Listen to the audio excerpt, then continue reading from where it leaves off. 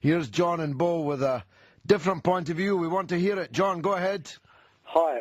Hi. Hi, George. Hi. Yeah, you say a different point of view. I don't know if I really have got a different point of view. Okay, sorry. Go ahead. My point of view is that, you know, I consider myself English. I know an awful lot of English people. And, you know, we are not allowed to be English anymore. And I find that hard to take.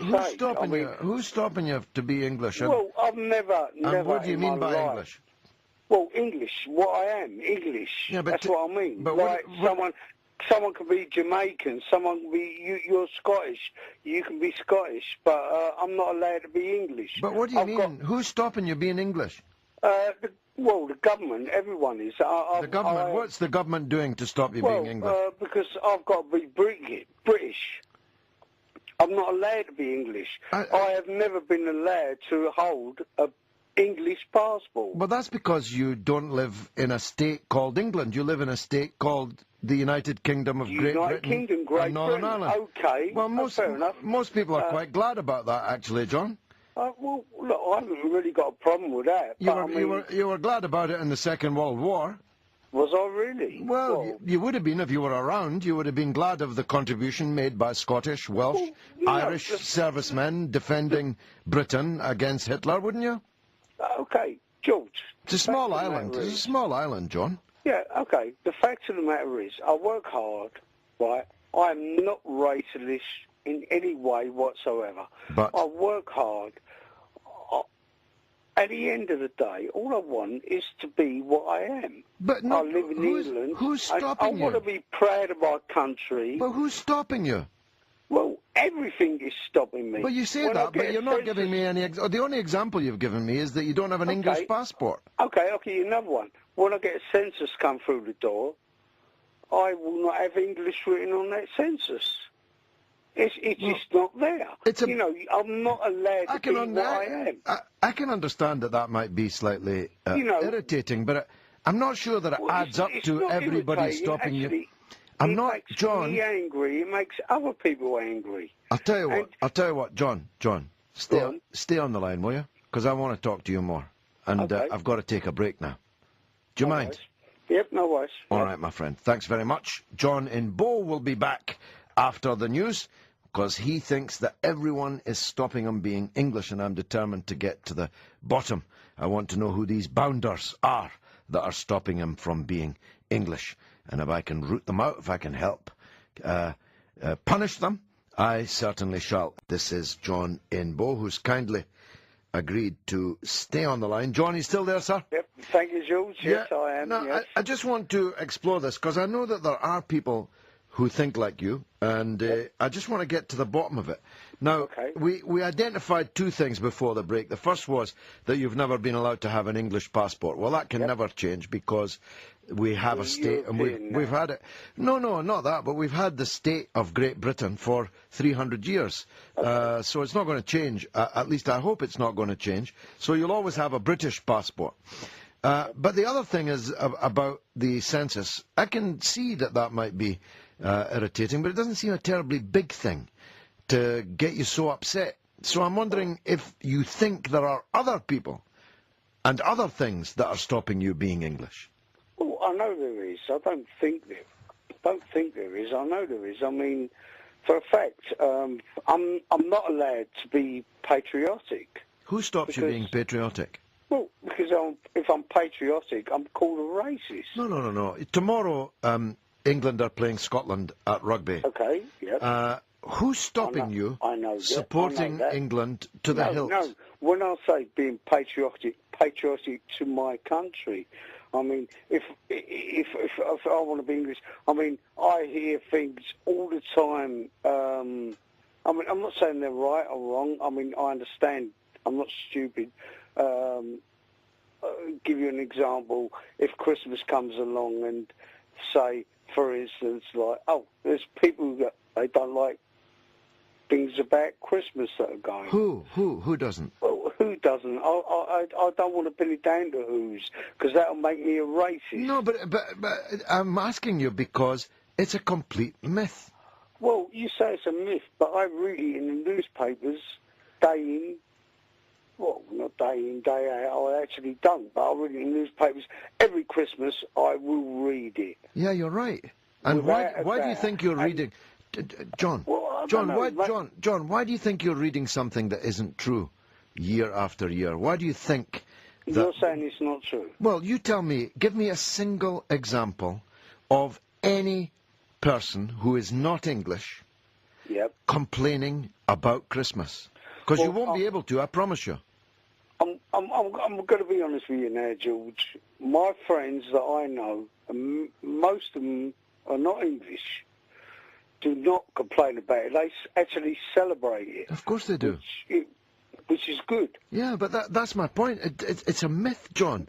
There is nobody... You've got a good point. But, you know, the myth, there isn't a myth that I can't celebrate being English in my own country that I live in. But John, you've only given me 3 examples, and two of them are invalid, because we don't live in a country where there's a state called England, so you can't have an English passport.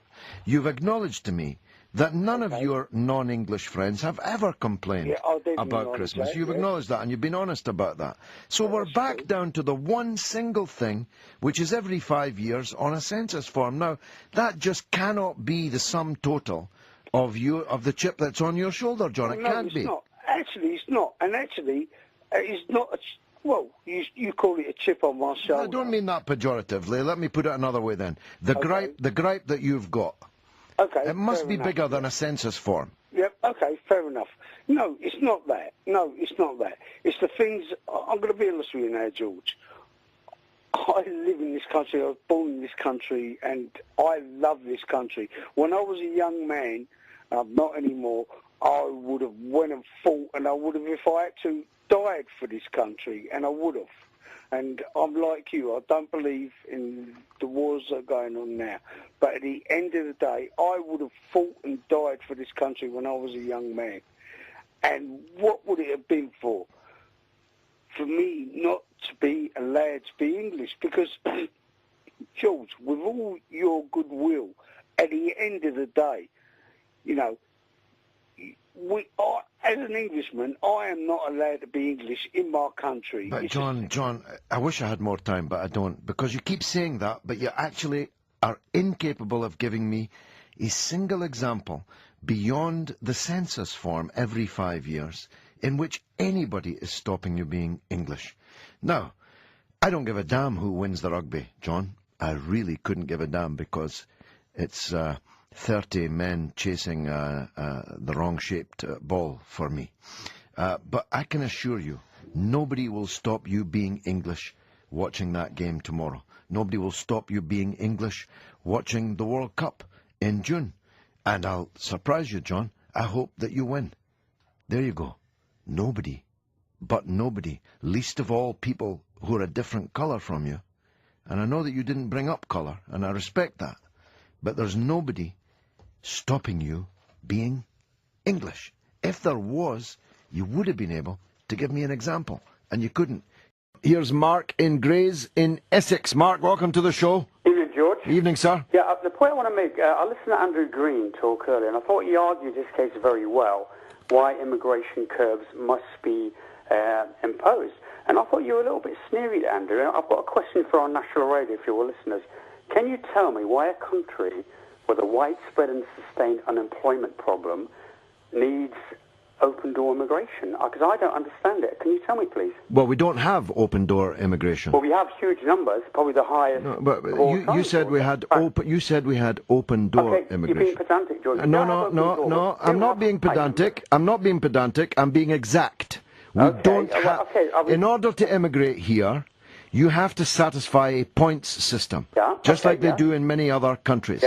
And these points are allocated according to the skill of the person applying and other circumstances.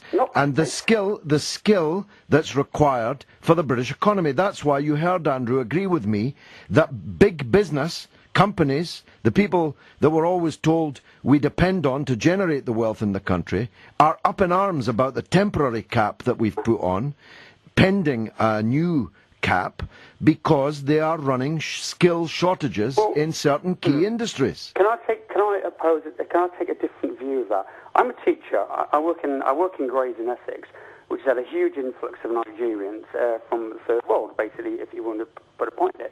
I'm not against that. But what I don't understand is why, in an area that has a youth unemployment problem, why don't we invest in British young people or British unemployed people instead of continuously allowing employers to avoid in cost avoidance operations? Well, I don't get it. I'm all for doing that, and if you don't mind me saying so, it's slightly disturbing that you're a teacher in Grays in Essex. Why? Well, because you just said that we had an open-door immigration policy, and that's false. That's false. Well, That's false, and if you're a teacher, you must know that it's false. Well, put it this way: we've had the largest. I also want to take issue. I also want to take issue with your claim that Grays in Essex is somehow being swamped by Nigerians. Well, put it this way. Nigerians can't come into this country any easier than anybody else can under the points system that we've got. It's like getting a camel through the eye of a needle to get here. I know that because I spent the best part of 25 years trying to get people into this country, families reunified, and so on. Okay, I know that we don't have an open-door immigration policy, and we never have. And if you're a teacher in Grays in Essex, you should avoid that kind of racially inflammatory. You should avoid that kind of racially inflammatory nonsense. Not racial, it's economics, George. No, it's racially. You mentioned Nigerians. You said that your area was being swamped. You didn't say swamped, but you implied it by Nigerians. What? I don't understand it. Answer me this question. Is there or is there not a huge unemployment problem in this country? Yeah, there's 2.45 million unemployed people in this country. Factor in the subgroups, the people on long-term... there's 2.45 million people. There's 2.45 million people unemployed.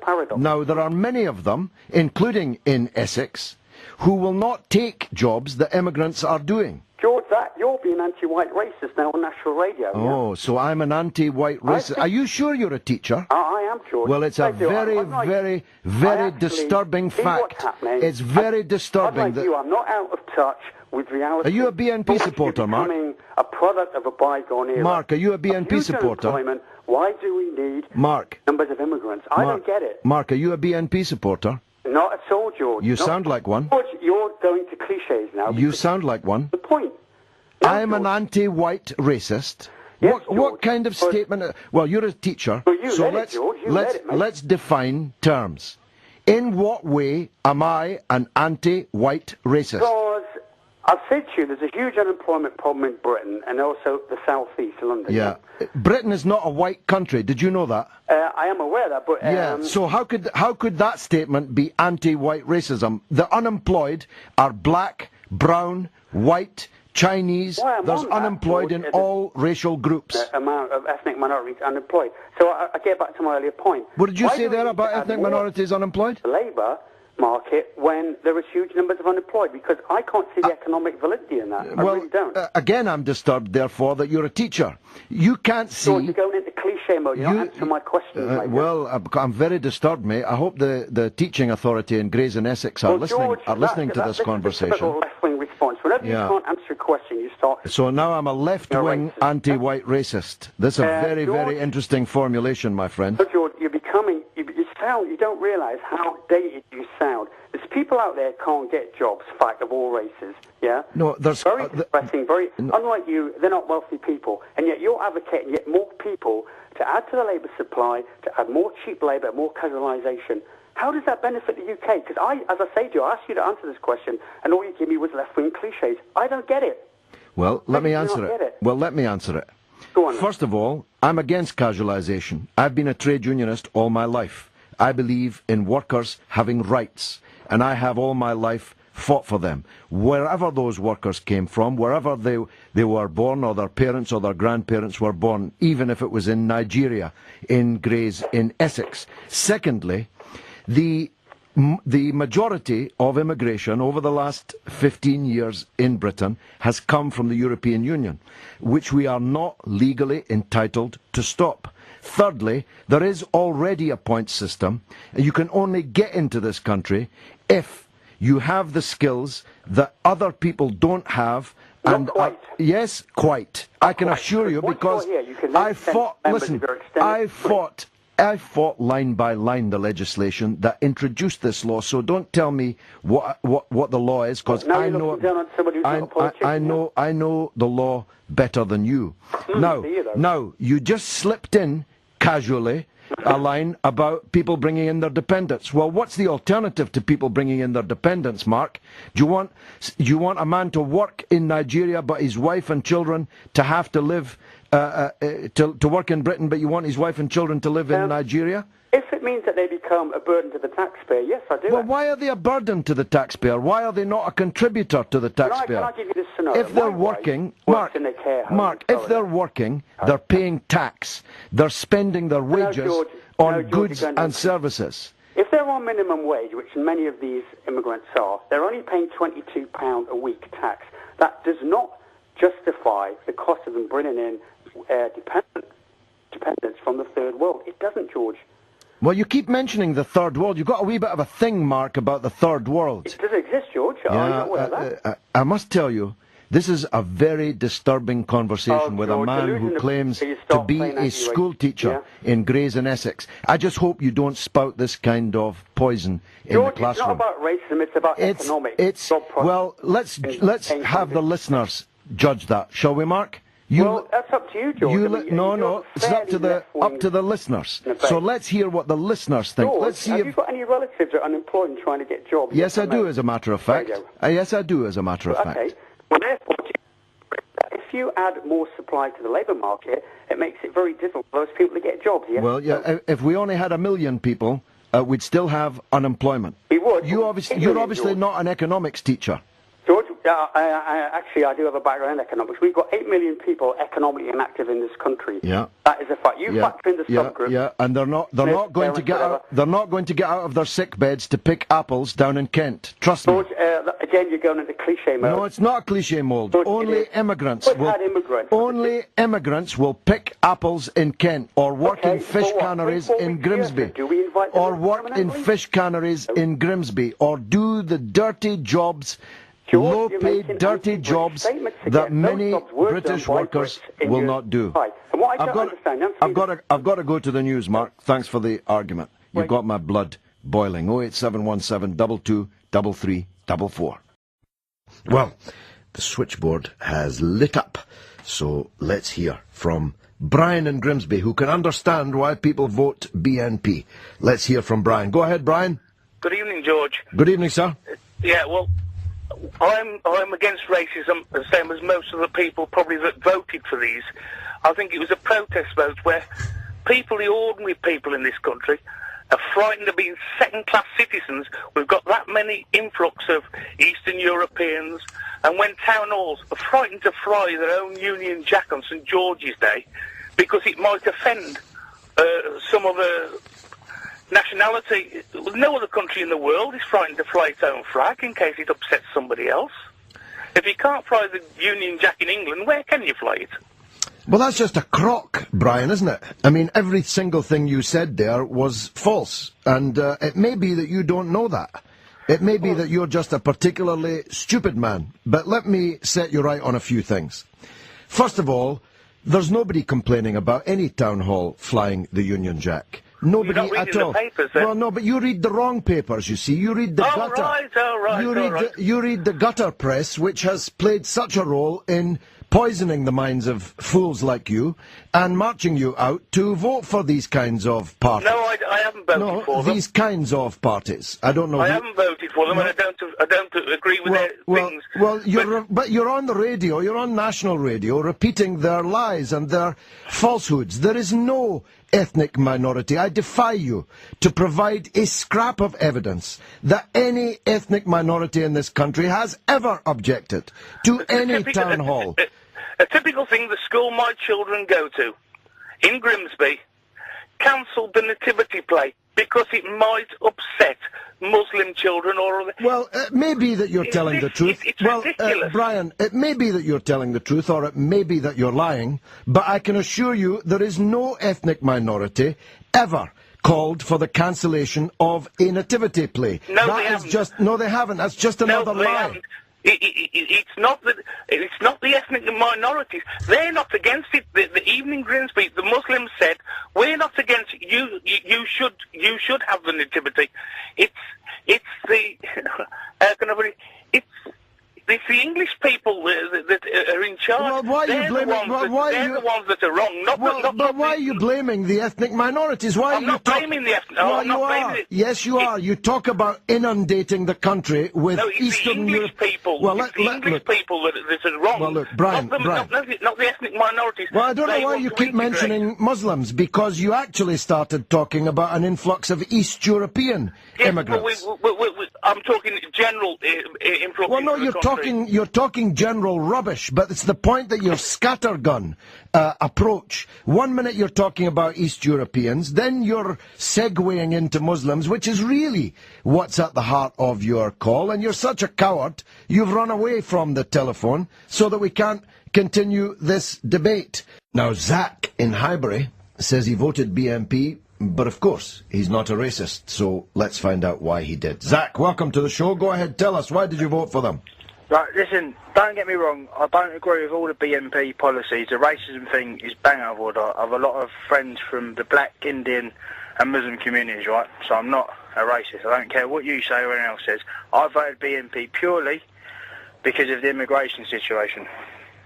What immigration situation is that? I work in the building trade, right? Yeah. And you come to work, you do your day's work, you walk home, you get your money at the end of the week. But it's come to light over the past few years that the influx of foreign workers for less money than what the British workers work for has come to a head. I've got friends out of work who have done their apprenticeships, survived on no money, got their trade, and then to be told they've got 4 immigrants, say, that will work for the same money that he'll get an hour. Are you in building trade union, Zach? I am. I'm in UCAT. Then that's a matter for the union to combine around, isn't it? No, because if you're on a building site, George, and you walk on and you say you'll do a job for 500 quid, 9 times out of 10 you'll get a foreign worker that will come along and say, I'll do the same job for £200. But then but if the rest of the guys walked off, there would be no point in the employer hiring them. Hold on, but as you're in the middle of a recession, you're not going to get this. Well, let's explore this if we can. These workers are presumably, building workers, presumably from the new entrants to the European Union, yeah? Yeah. I mean, we're not talking Pakistanis, Bangladeshis, I Indians. work with a few Indian boys and a lot of Asian people. I do work with them, and they all agree with the same thing that everyone is arguing about in the building trade. Right. And the only party that come to my eyes, and if all the boys at work, was the BNP. Labour don't want to do nothing about it. They've let loads of people in illegally. The Tories don't seem to want to do anything about it. But hold on, Zach. We're not talking about illegal, are we? We're talking about building workers from the European Union. Yes, that will work for less money, George. Yeah, you wouldn't be happy. Hold on. You wouldn't be happy of a... No, I wouldn't. Exactly. So that's the only party that come to light that looked like they were going to do anything was the BNP. And I'm not a racist, George. I'll tell you straight down, I'm not a racist. Well, I don't agree with racism, but because I don't agree with the way the BNP does the racism thing, that is complete and utter rubbish. All I'm looking at is the immigration situation and the work situation for myself and fellow British people that should have jobs over people that aren't born in this country. What about the fact, Zach, that many British building workers work in other European countries, and always have, as a matter of fact? Well, they should respect the laws of that country, shouldn't they? They should respect the rules of that country.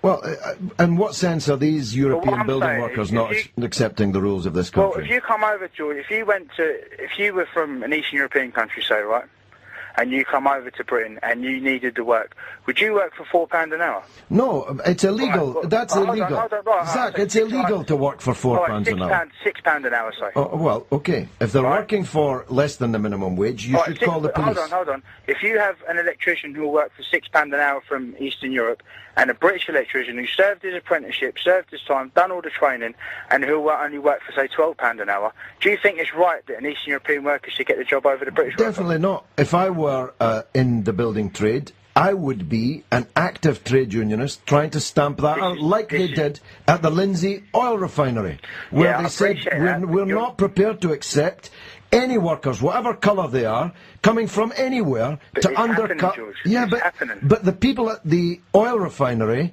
they struck against it and they won. You would have to knock every single building site in the UK for this to happen. Well, but in a sense, that's what we're going to have to do. Is that going to happen? Be realistic, George. Well, it's a better way forward, Zach. But is it going to happen? Be honest with me. Well, if the unions pick up the baton on this, right, then it can happen. Zach, right, we've tried this on the site I'm on. We've tried to sign people up to the union, and they've signed up, but no one will actually stand up and do it. All right, Zach, thanks for your call. Here's a BNP party member, Terry, in Sittingbourne. Terry, go ahead. Yeah, hello, George. Hi. Yeah, the reason why people voted for the BNP is because of their immigration policy. They want to close the door. And how they're could not they against, do that, though, wait Terry? a minute, they're not all Terry, against... Terry, yeah. we'll have a proper conversation. Yeah, okay. How could the BNP do that? Oh, they'd make their policies, won't they? They'll close the door on immigration, stop immigration. But you can't. Yes, they can. If they're the government, they can. Well, no, unless they're going to leave the European Union. Yes, that's right. That's what they're going to do, is leave the European Union. Okay, and right. Then what, Terry? Where are we going to go then? Right. What they do then is they still trade with Europe. They can still trade. You don't have to give up your trade. But they're not against all black people or foreigners, because those that are working in this country now and they got jobs, they will be allowed to stay in the country. The people that they're going to put out, and this is where the myth is you put about, they're going to let the people stay in the country who are working. Those who are illegal immigrants and bogus asylum seekers, they're the ones they're going to send back home. You're going to put them in trucks, cattle trucks? Well, no, you just put them out of the country, like they would do now, but only at a quicker rate. Are we going to round? And that's why. We're going to round them up, Terry. Well, the police will, won't they? The police will round them up. We're beginning to get your But the thing is, can I just ask you a question? The police or the army will be rounding up people of colour. We've got that. No, they won't be rounding. They won't be rounding them up in the way you're saying. You just said it. No, the police they won't or the be army. Rounding them up. But you just said, and you're a BNP party member, that the police or the army will round them up. You just said it. I could play it back to you if you like. Seekers are. The bogus asylum seekers will be. And they'll be put out. How are you going to tell? Will it be, as Nick Griffin said, because of how they look? They know who the bogus... Terry, if they knew who the bogus asylum seekers were, they'd already be out, my dear. Now, Nick Griffin says that you can tell by looking at them. That's right, isn't it? No. That's your view, isn't it, Terry? No, the Labour Party don't seem to have no control on immigration. Well, neither do the Tories. But another question I wanted to ask... No, but before we leave that one, it's illegal to stop people from the European Union entering this country, just as it's illegal to stop the more than 1 million British workers who are working in other people's European Union countries. The only way that you could stop that is by leaving the European Union under a BNP government. You think that the European Union will continue to do business as usual with a BNP British government that has just withdrawn from Europe? I put it to you that that's cloud cuckoo land, Terry. Well, we will go back to trade with New Zealand. That's the future then. We're going to trade with the tiny market of New Zealand. Serious point. Terry, we've got it now. The police or the army are going to round up the people of colour. We're going to leave the European Union, and we're going to deal with the inevitable retaliation from the European Union by trading with New Zealand. Don't you understand that your level of economic and political illiteracy is matched only by your venality? Here's Pete in Chelmsford, who wants to defend Nick Griffin. Go ahead, Mr. Pete in Chelmsford, yes. Yeah, good evening to you, George. Good evening, sir. George, I do love your programme, and that's not a sweet meat. I do love your programme. But I think for a guy who's supposed, a guy in your position, who's supposed to have something of a handle on public opinion, I think you're being extraordinarily naive. Tell me why.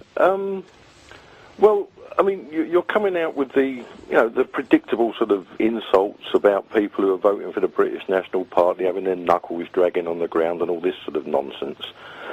But, as far as I can make out, and I talk to people, I listen to people, just generally being around, you get to learn that there are a great many perfectly decent, honourable, tax-paying citizens without a stain on their character who have decided, and they've looked at the policies, the manifestos, they've listened, they're not stupid, they're intelligent people, and they've decided, especially in the light of what's been going on recently, that perhaps there is an alternative, and they actually agree with their policies. Not in Chelmsford, they didn't. Well, I'm not sure exactly what happened in Chelmsford. Well, I'm pretty sure. And not in London, they didn't. Why do you think that is? The point is, I think... The BNP vote was absolutely miserable in Chelmsford and in London. Well, just up the road in Rochford, they were beating the Labour Party and they got a very high vote. But the point is, I think, you know, a lot of people, a hell of a lot more people than actually voted for the British National Party, and this is borne out by polls as well, apparently, because I have to believe what I'm told at some stage.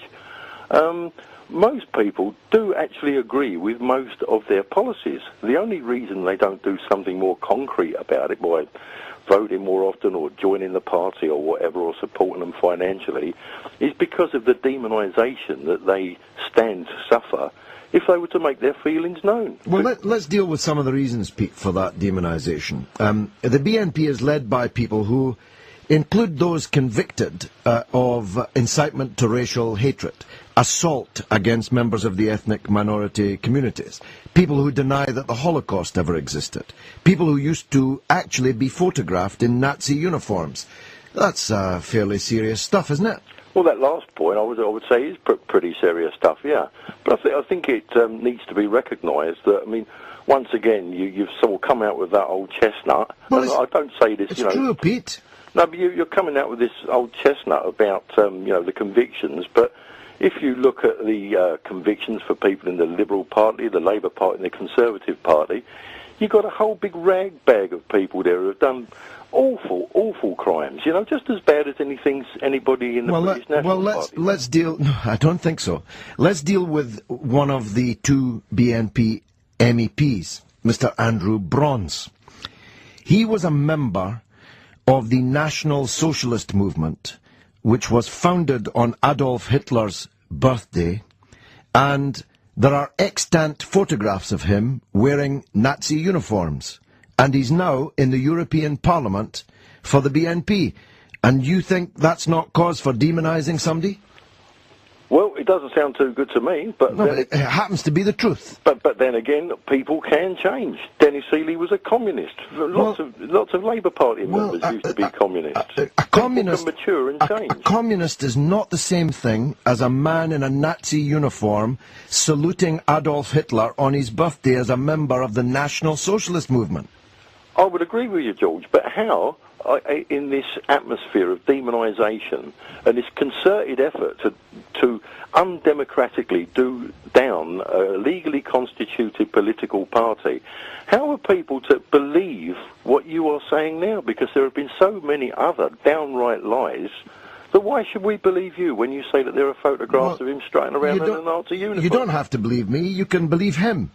He made exactly the defence that you just made on his behalf, which may or may not be a coincidence. That he was a member of the National Socialist Movement. It was founded on Hitler's birthday. They did have a birthday celebration every year for Adolf Hitler. He did wear the uniform, but he's changed. Well, I mean, I don't like the sound of that description either, but I do believe that people can change.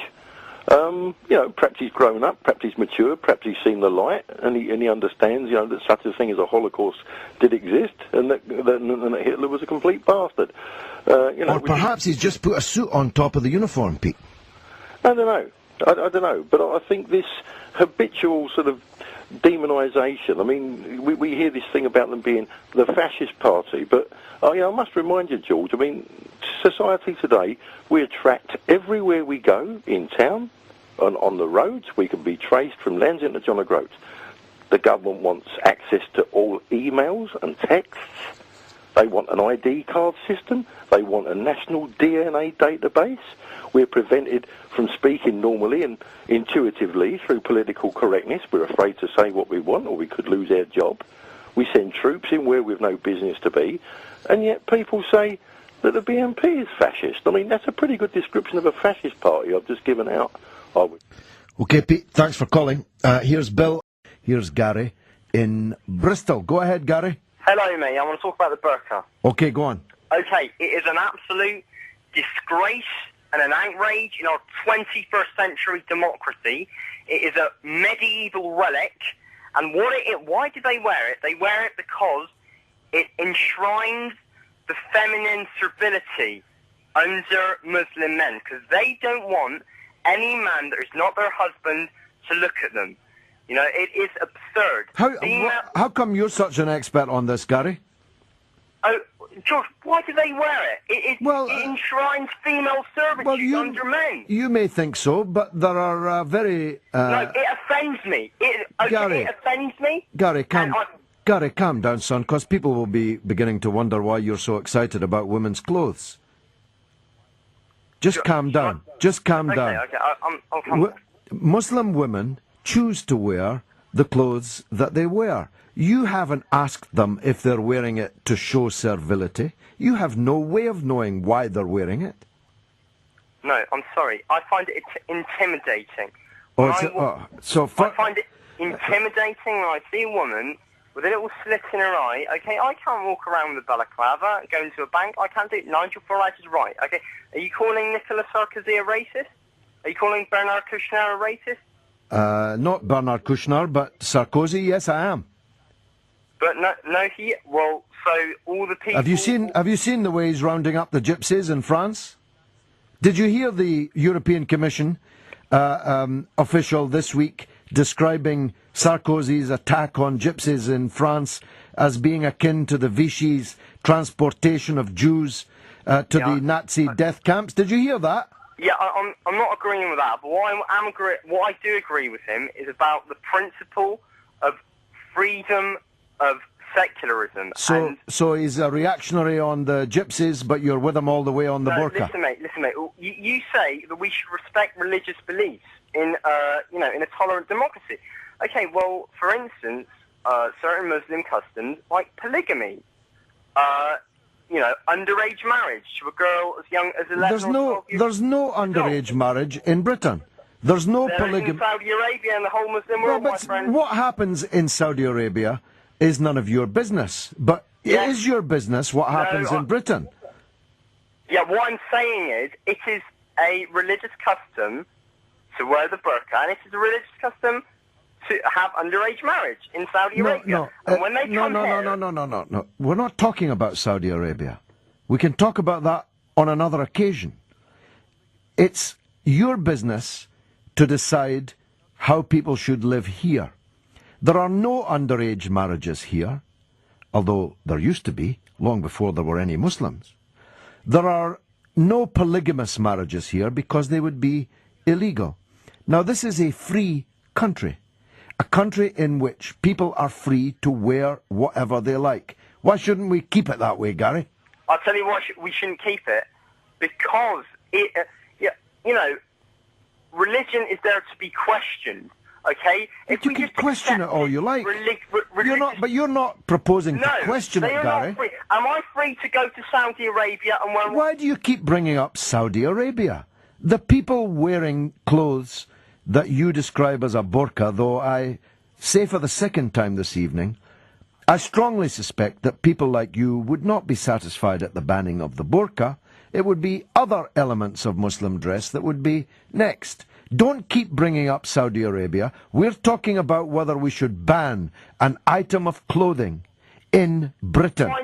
I find it intimidating, okay? Well, you must be one hell of a wuss. You must be some hell of a wimp if you're intimidated by a garment worn by a woman. Well, here's Janet in Clapham on the burqa. Go ahead, Janet. Hi, George. Hi. I just wanted to say I agree with everything Gary just said about 15 minutes ago. I basically find it I find it offensive when I see, women wearing burqas in the street, because basically it's their husbands that are telling them to wear it. How do you know that? How do you know that, Janet? Because they either have got the Quran telling them to do it, which it's not even in there if you read it. No. It doesn't say anywhere in the Quran that you have to wear anything on your face. No, it doesn't. But how do you know they're wearing it because their husbands have told them to wear it? Because Muslim is a male-dominated religion. Well, Everybody will tell you that around the world. Because if you go to countries like Saudi Arabia, Janet. Yeah. All religions are male-dominated. Well, all societies. There shouldn't be any. Shouldn't be any religion then. Janet, all societies are male-dominated. That's why I'm not religious. But all societies, it's not just about religion. All societies are male-dominated. No, Have you not figured that out in Britain? Yeah, basically, but the burqa, it's in your face. You can say, that is just But like... Janet, you're not old enough to remember when women started wearing skirts up to their backside. There were plenty of people outraged about it. They thought it was obscene. They thought it was in your face. They didn't like it. But it was none of their business. Can't you see? You didn't have burqas in the 60s, though. I'm not talking about burqas. I'm talking about miniskirts. No, I know you are, but... I'm talking about hot pants. I'm talking about plunging necklines. We've gone back 20, 30 years then. Well, but there's hardly anybody wearing the burqa, Janet. Sorry, George, have you been down Oxford Street? I'm in Oxford Street often. And if the burqa is every 5 minutes. That's nonsense. But Oxford Street in West Yorkshire. Oxford Street, single person walking past. Every single person in Dewsbury is wearing a burqa. There's plenty. Janet, in your dreams. Here's Colin in Hove. Go ahead, Colin. Hello, George. Good to hear you. And you, sir? 2 points about the burqa. Yeah. You asked for a recommendation for a song to play out with. Yes. In view of the fact we're talking about the burqa, I suggest that a good song would be The First Time Ever I Saw Your Face. Very good, son. Or what about that Alexandra burqa? Yeah. She's quite a good singer. Right, okay. Second point, I'll be brief because these things have been rehearsed before. I'm against the burqa. I say the burqa, although I didn't know that word 4 years ago. You thought that you bested Nigel Farage in your debate. I disagree. Because I think you tried to imply that he was anti-Islamic, and several people tried to imply that if you're against covering your face in public, you're anti-Islamic. I'm against covering your face in public. Colin, so are the vast majority... No, I'm against you. Colin, let me just interrupt you for a second. The vast majority, 99% of Muslim women in Britain do not cover their faces. Okay? That's true. Did you know that? Yes, it's true. Well, I didn't know that, but I'm not right. That's the thing, Colin. You see, a little knowledge is dangerous. That's the problem. And so many callers like you have just a little knowledge of this subject. And that's what's dangerous about it. What's my little knowledge that's dangerous? Because you seem to imply and have just acknowledged that you were ignorant of the fact that 99% of Muslim women in Britain do not cover their faces. No, I didn't say I was ignorant of that. You just acknowledged that you didn't know that. I didn't know that because... Well, that's why you're all riled up about something which only 1% of Muslim women in Britain actually do what it is that you're worried about. Well, I'm not, I don't know that it's 99 or 90. I don't know. Nobody knows. I hope you'll, I know, Colin. Okay. I hope you'll take my word for it. I know. I will take your word for it. Okay. I'm not surprised. But that doesn't detract from the issue I'm trying to make, that I think that everybody in Great Britain, the United Kingdom, whatever their religion they want to be, or it should cover their face, whether they're knights in armour, or shouldn't cover their face. If you want to call it a burqa, you can call it a burqa. But quite a simple premise, simple. But why? Why do you have a right to look at everybody's face? If somebody doesn't want you to look at their face, why should you change the law so that you can look at their face? Well, I don't want to look at everybody's face. Well, why are you insisting? More than others. You're insisting on your right to look at everybody's face. Why? I suppose I am. Why are you... It's not on my right to look at everybody's Colin, face. do you know what? Colin, do you know what? The world is swept with famine, war, injustice, pestilence, disease, disaster. Our economy is going through the floor. There's millions of people unemployed. There's tens of thousands of people having their houses repossessed. We're in an economic crisis. We're facing £80 billion worth of cuts in public expenditure. And you're really wound up about the fact that 1% of 1 million Muslim women in Britain cover their face, even though you thought it was far, far more. I just ask you to reflect on that. Ah, dear.